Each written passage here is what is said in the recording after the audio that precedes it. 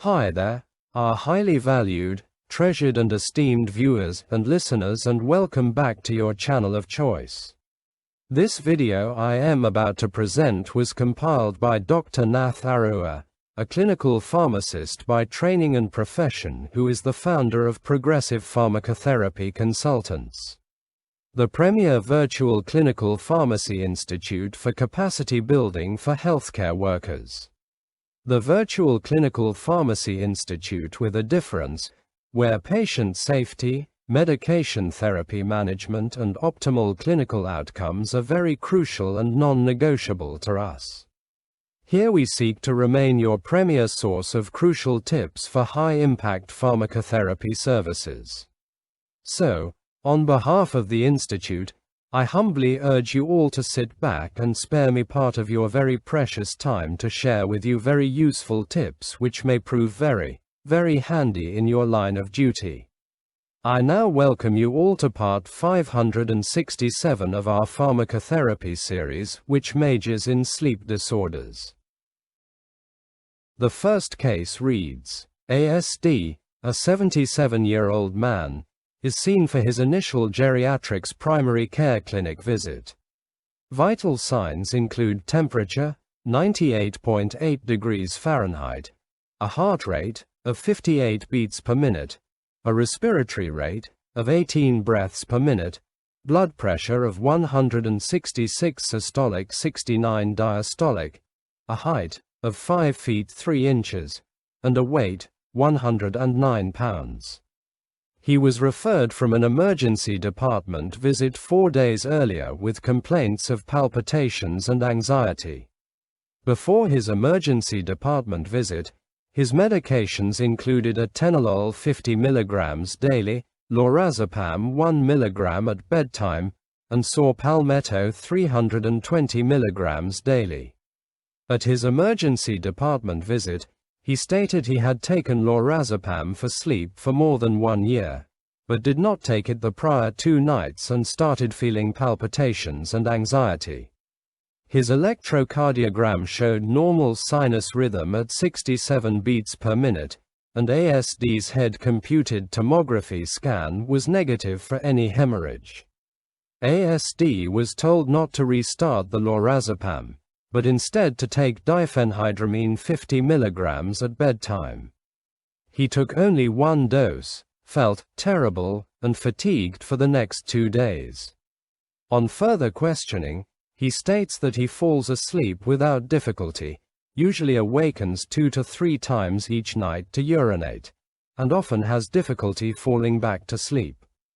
In the past, lorazepam was helpful with his sleep difficulty. So my first question to you reads, what considerations are important for the assessment and treatment of insomnia in an elderly patient such as ASD?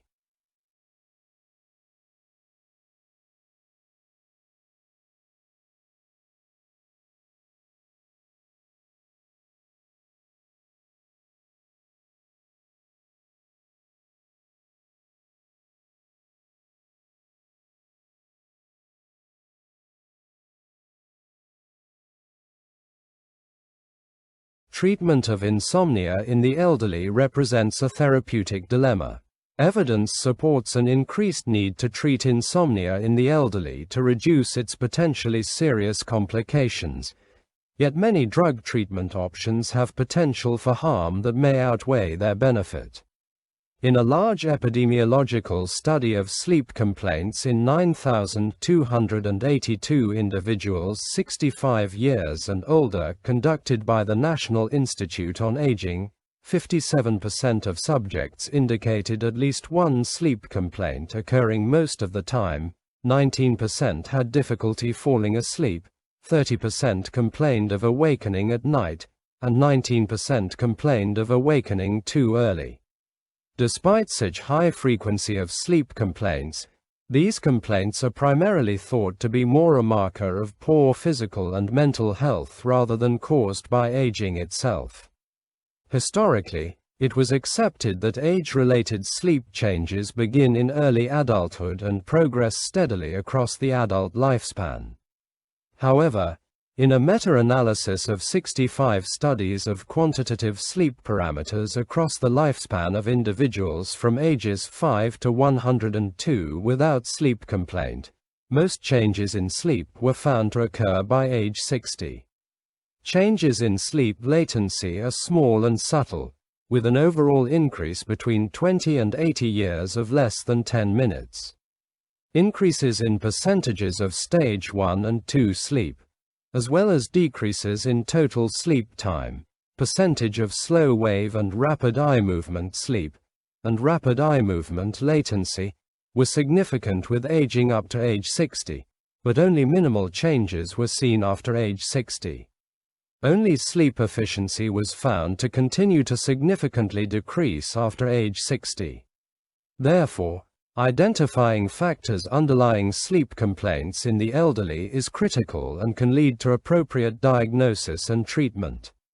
Elderly patients need not be resigned merely to getting the sleep that they do because they are getting older. The next question reads, what are the more common underlying causes of sleep complaints in the elderly?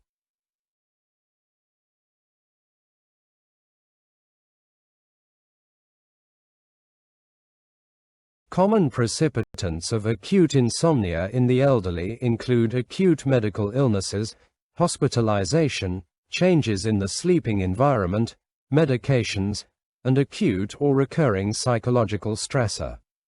Chronic or long-term insomnia may be associated with a variety of underlying medical, behavioral, and environmental conditions, as well as a variety of medications. Identification of treatable underlying causes should be the first step in management of insomnia, based on a medical and medication history, physical and mental status examination, and laboratory investigations including thyroid function, serum chemistry panel, and cardiopulmonary studies if indicated. Special attention should be directed to chronic pain from any cause, pulmonary disease, chronic renal disease, neurologic disorders, and polyuria from urinary, prostate, or endocrine disorders. Medical conditions with a strong association with insomnia include heart disease, hypertension, diabetes, stomach ulcers, arthritis, migraine, asthma COPD, neurological problems, menstrual problems, depression, and bipolar disorder. Primary sleep disorders are restless leg syndrome, sleep apnea, and circadian rhythm disorders. The potential contribution of medications to the sleep complaint needs to be evaluated, and changes in medication or timing of administration should be considered. Many drugs with CNS effects can alter patterns of sleep and wakefulness, both during their use and their withdrawal. Both prescribed and over-the-counter medications must be evaluated. The more common drugs of concern include stimulants, such as caffeine, nicotine, and amphetamines, alcohol, activating antidepressants, e.g., serotonin and norepinephrine reuptake inhibitors and bupropion, pseudoephedrine, bronchodilators, beta blockers, calcium channel blockers, corticosteroids, and dopamine agonists. Evening administration of drugs like diuretics may also contribute to nighttime awakenings and sleep complaints. The next question reads, which non-drug therapy treatment options might be appropriate for ASD?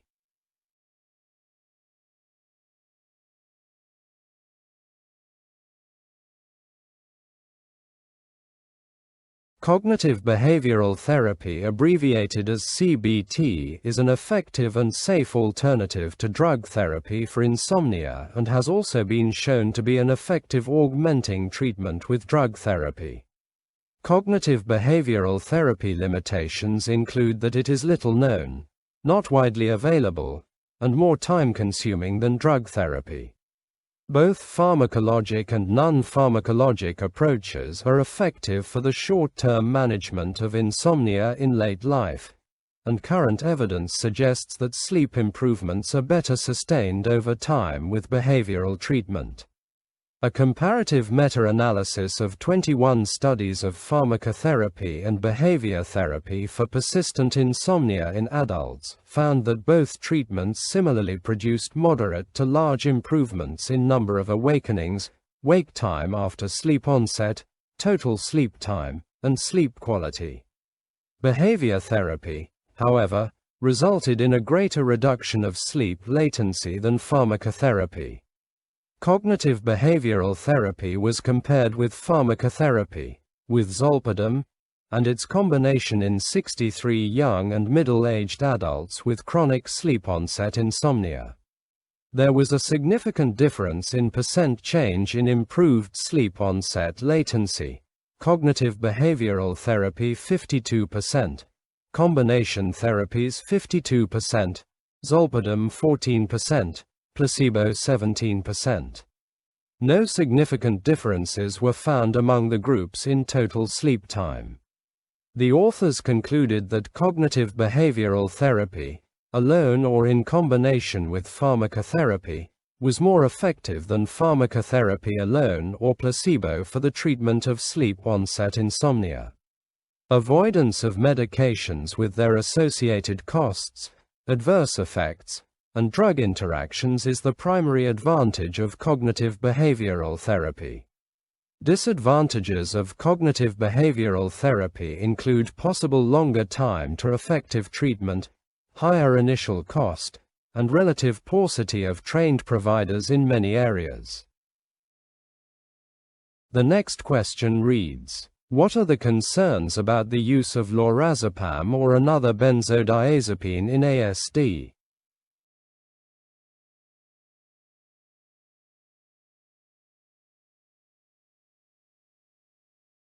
Specific concerns need to be addressed about the risks most associated with benzodiazepines in the elderly regarding dependence, risk of falls, cognitive dulling, and memory loss. Concern about dependence and the non-therapeutic use of benzodiazepines has been an important factor in limiting the long-term treatment of insomnia with hypnotic drugs. In insomnia patients specifically, the risks of dependence and recreational use of benzodiazepines are relatively low. Dose escalation appears to occur only when treatment is ineffective, or when the patient has a history of substance abuse or anxiety.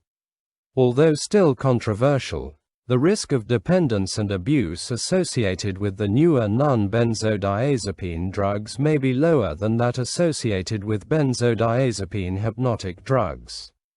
An even greater concern with benzodiazepine use in the elderly is the risk of falls and subsequent hip fractures. Using 42 months of Medicaid healthcare claims data in New Jersey for more than 125,000 individuals older than 65 years, the association of hip fractures and benzodiazepine use was evaluated.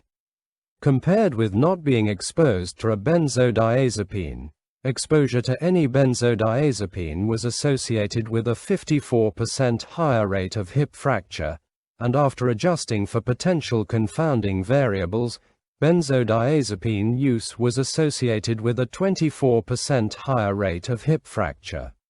Use of short half-life benzodiazepines was found to be no safer than use of long half-life benzodiazepines, and the risk of hip fracture was highest during the first 2 weeks after starting a benzodiazepine. These findings support the usual recommendation that the elderly should be given lower doses than their younger adult counterparts, but they challenge the suggestion that only long half-life drugs should be avoided in the elderly owing to clearance concerns. Elderly patients should also be monitored closely to prevent cognitive decline caused by benzodiazepines and avoid use when possible. The next question reads, what are the concerns about the use of diphenhydramine in ASD?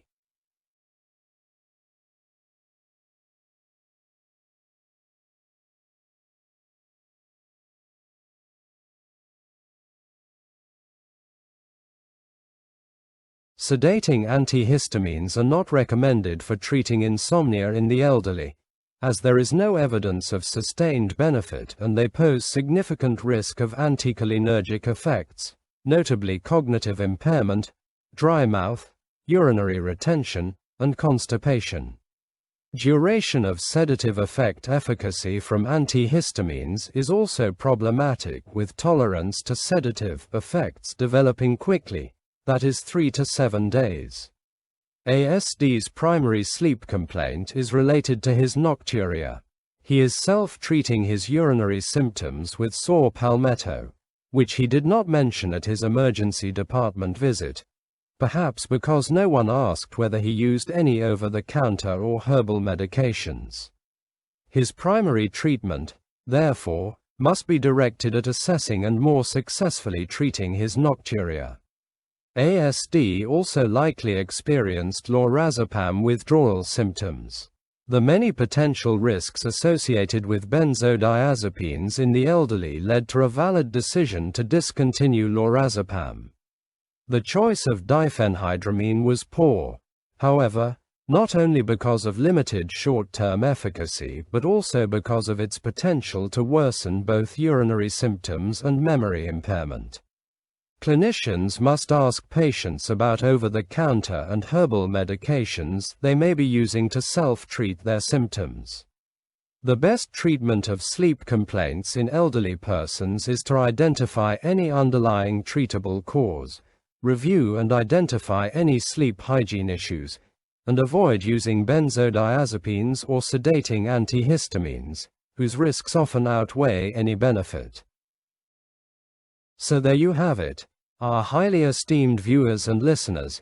That brings us to the end of this video. If it benefited you in any way, kindly remember to give it a thumbs up, to like it and to share it widely with your peers. Please leave your comments at the bottom, and if you haven't yet done so, I humbly urge you to subscribe to our YouTube channel. I would like to promise you all that the very, very best is yet to come. Thank you very much for viewing this video. On behalf of our senior colleague, Dr. Nath Arua, I sincerely appreciate your partnership, continued support and kind collaboration. We look forward to interacting with you in the next video, which will be part 568.